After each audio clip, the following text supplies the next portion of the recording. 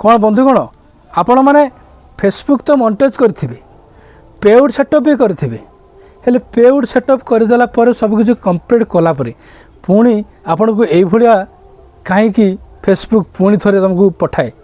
କ'ଣ ପାଇଁ ଏଇଭଳିଆ ପ୍ରୋସେସିଂ କ'ଣ ପାଇଁ ପଠାଏ? ଏହାର ମାନ ଆପଣମାନେ ଜାଣିଛନ୍ତି କି? ୟାକୁ ଯଦି ନ ଠିକ୍ କରିବେ ତାହେଲେ ଆପଣ ଫେସବୁକ୍ରେ ଟଙ୍କାଟେ ବି ଆପଣ ବି ଇନକମ୍ କରିପାରିବେନି, ଆପଣଙ୍କର ଆକାଉଣ୍ଟକୁ ବି ଟଙ୍କା ଆସିବ ନାହିଁ। ଆପଣଙ୍କୁ ଠିକ୍ କରିବାକୁ ପଡ଼ିବ। ତ ୟାକୁ ଆପଣ କେମିତି ଠିକ୍ କରିବେ ବା ଏ ଆସେ କ'ଣ ପାଇଁ? ଏଇଟା ଆସେ କ'ଣ ପାଇଁ? ଏଇଟା ଆସିବାର କାରଣ ହେଉଛି ଆପଣ ଯେଉଁ ନାଁଟି ଆପଣ ଯେଉଁ ପେଉଡ୍ ସେଟଅପ୍ରେ ଆପଣ ଦେଇଥିବେ, ବ୍ୟାଙ୍କ ସେଟଅପ୍ ଯେଉଁ କରିଥିବେ, ସେ ବ୍ୟାଙ୍କ ସେଟଅପ୍ରେ ଯଦି ଆପଣଙ୍କର ବ୍ୟାଙ୍କ ନାଁ ଗୋଟେ ଅଛି, ଆପଣଙ୍କର ଆଧାର କାର୍ଡ଼ ନାଁ ଗୋଟେ ଅଛି, ବ୍ୟାଙ୍କରେ ଗୋଟେ ନାଁ ଅଛି, ପାନ୍ କାର୍ଡ଼ ଗୋଟେ ନାଁ ଅଛି, ତ ସେମିତି କଲେ ହେବନି।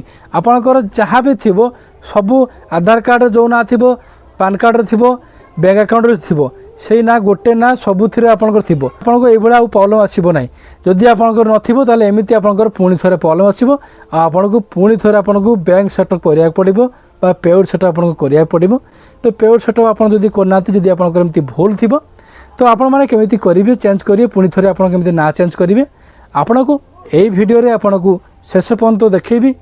আপনার ভিডিও জমার भी স্কিপ করেনি, শেষ পর্যন্ত দেখবে, ভিডিও লাইক করবে। যদি আপনার ফেসবুকে দেখুं তাহলে ফেসবুক প্রোফাইল को फॉलो करदे। जदि मोर यूट्यूब चैनल देखुं ताहले यूट्यूब चैनल को सब्सक्राइब करनी। देखो प्रथम आप फेसबुक ओपन करी डैशबोर्ड पर क्लिक करदे। प्रोफेशनल डैशबोर्ड पर क्लिक कलापर एवं आप देखिए आप मोनेटाइज पर क्लिक करदे। ସେଇଠି ଆପଣ ଦେଖିବେ ଏଠି ଉପରେ ଲେଖା ଆସିଲା ନା ୟୁ କନ୍ ଗେଟ୍ ପେଡ୍ ସେଟଅପ୍, ଯୋଉଟା ଏଇଟା ଯୋଉ ଆପଣଙ୍କର ଆସିଲା ସେଟିଂ ପ୍ରାଇଭେସି କୁ ଯିବେ। ତାପରେ ଆପଣ କ'ଣ କରିବେ ନା ସେ ସେଟିଂ ଉପରେ କ୍ଲିକ୍ କରିବେ। ସେଟିଂ ଉପରେ ଯେତେବେଳେ କ୍ଲିକ୍ କରିବେ ଏଇଠି ପୁଣି ଆପଣ ତଳକୁ ଆସିଯିବେ, ପୁରା ତଳକୁ ଆସିବେ, ଧୀରେ ଧୀରେ ଦେଖିବେ ଲେଖା ହେଇଥିବ ପେଉଡ୍ ଲେଖା ହେଇଥିବ, ସେ ପେଉଡ୍ ଉପରେ କ୍ଲିକ୍ କରିବେ। ଏଇ ଦେଖନ୍ତୁ ଲେଖା ହେଇଛି ପେଉଡ୍ ଉପରେ ଆପଣ କ୍ଲିକ୍ କରିବେ। ଯେତେବେଳେ ପେଉଡ୍ ଉପରେ କ୍ଲିକ୍ କରିବେ ତାଙ୍କର କେତେ କ'ଣ ତାଙ୍କର ମାନେ ଇନକମ୍ ହେଇଛି ଷ୍ଟାରରେ ସବୁ ଦେଖିବେ। ସବୁ ତାଙ୍କର ଠିକ୍ ଅଛି, ହେଲେ ସେଇ ନାଁଟା ତାଙ୍କର ଭୁଲ ଅଛି। ଏଇଟାକୁ ଆମେ ରିକଭର କରିବା, ମାନେ ଚେଞ୍ଜ କରିବା। ଆମେ ପୁଣି ଥରେ ଆଉ ଗୋଟେ ବ୍ୟାଙ୍କ ସେଟଅପ୍ କରିବା। ଆମେ ଆପଣମାନେ ଏଇ ଜମାରୁ ଭିଡ଼ିଓକୁ ଶେଷ ପର୍ଯ୍ୟନ୍ତ ଦେଖିବେ, ଛାଡ଼ିକି ଯିବେନି। କାହିଁକିନା ଆପଣଙ୍କର ବି ଏମିତି ପ୍ରୋବ୍ଲେମ୍ ହେଇପାରେ ଫେସବୁକ୍ରେ, ନହେଲେ ଏମିତି ପ୍ରୋବ୍ଲେମ୍ ଯଦି ହେବ ତାହେଲେ ଆପଣ ଫେସବୁକ୍ରେ ଇନକମ୍ କରିପାରିବେ। ତ ସେ ବ୍ୟାଙ୍କ ଆକାଉଣ୍ଟ ଉପରେ କ୍ଲିକ୍ କରିବେ।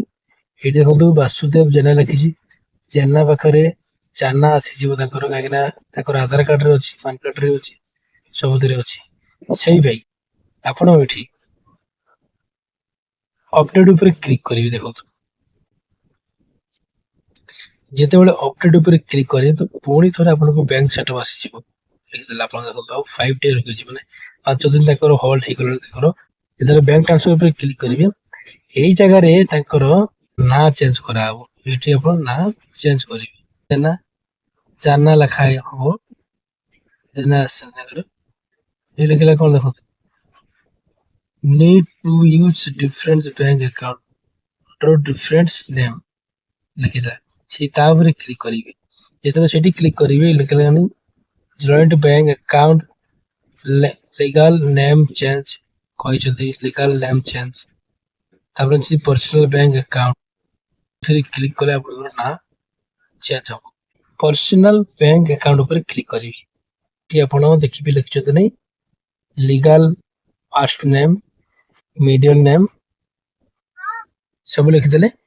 ଏଠି ଆପଣମାନେ ଆପଣଙ୍କର ଯୋଉ ସବୁ ଆଧାର କାର୍ଡ଼ରେ ନାଁ ରହିଛି ବା ପାନ୍ କାର୍ଡ଼ରେ ନାଁ ରହିଛି ସେ ନାଁକୁ ବା ବ୍ୟାଙ୍କ କାର୍ଡ଼ ଯୋଉ ନାଁ ଅଛି ସେଇ ନାଁ ଆପଣ ଏଠି ଫିଲ୍ କରିବେ। କାହିଁକିନା ଆପଣଙ୍କର ନାଁ ଭୁଲ ଥିଲା, ଆପଣ ଏଠି ଫିଲ୍ କରିବେ। ତ ମୁଁ ଯେମିତି ଫିଲ୍ କରିଦେଉଛି, ଆପଣମାନେ ଗୋଟେ ଗୋଟେ କରିକି ସବୁ ଆପଣ ଫିଲ୍ କରିଦେବେ। ଆଇଏଫ୍ସି କରିଦେବେ, ବ୍ୟାଙ୍କ ଆକାଉଣ୍ଟ ଦେବେ, ନାଁ ଆପଣ ଯୋଉ ରହିଛି ବ୍ୟାଙ୍କ ଆକାଉଣ୍ଟରେ ସେଇ ନାଁଟି ଆପଣ ଦେବେ। ନାଁଟି ଦେବେ ଆପଣ, ମୁଁ ସବୁ ଦେଇଦେଲି।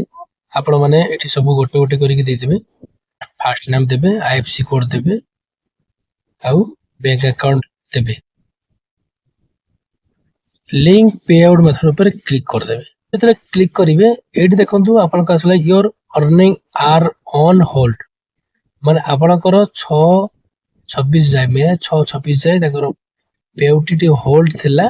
ଏବେ ସବୁ କମ୍ପ୍ଲିଟ ଏବେ ତାଙ୍କର ନାଁ ମୁଁ ଚେଞ୍ଜ କରିଦେଲି। ତେବେ ଆପଣମାନେ ବି ଏମିତି ପ୍ରୋସେସ୍ରେ ନାଁ ଆପଣମାନେ ଚେଞ୍ଜ କରିପାରିବେ ଯଦି ପେଉଡ଼ ନାଁ ଆପଣ ଚେଞ୍ଜ କରିପାରିବେ। ଯଦି ବି ଆପଣମାନଙ୍କର ଏମିତି ବି କୌଣସି ପ୍ରୋବ୍ଲେମ୍ ଆସେ ଆପଣଙ୍କ ନାଁ ଚେଞ୍ଜ କରିପାରୁନାହାନ୍ତି, ବ୍ୟାଙ୍କ ଆକାଉଣ୍ଟ ଚେଞ୍ଜ କରି ନମ୍ବର ଚେଞ୍ଜ କରିପାରୁନାହାନ୍ତି କି ଡେଟ୍ ଅଫ୍ ବାର୍ଥ ଆପଣ ଚେଞ୍ଜ କରିପାରୁନାହାନ୍ତି, କୌଣସି ଯଦି ଆପଣ ଯଦି ପ୍ରୋବ୍ଲେମ୍ ଥିବ ତାହେଲେ ଆପଣମାନେ ମୋର କମେଣ୍ଟ ବକ୍ସରେ ଯାଇକି କମେଣ୍ଟ କରନ୍ତୁ। ମୁଁ ଆପଣଙ୍କ ପାଇଁ ଭିଡ଼ିଓ ଆଣିବି। ଆଉ ଭିଡ଼ିଓଟାକୁ ସାଙ୍ଗମାନଙ୍କୁ ହ୍ୱାଟ୍ସଆପ୍ ଫେସବୁକ୍ରେ ଆପଣ ସେୟାର କରନ୍ତୁ। ଯଦି ଆପଣ ନୂଆ ହେଇଥିବେ ଫଲୋ କରିନିଅନ୍ତୁ, ସବସ୍କ୍ରାଇବ୍ କରିଦିଅନ୍ତୁ। ରହୁଛି, ଥ୍ୟାଙ୍କ ୟୁ, ଜୟ ଜଗନ୍ନାଥ।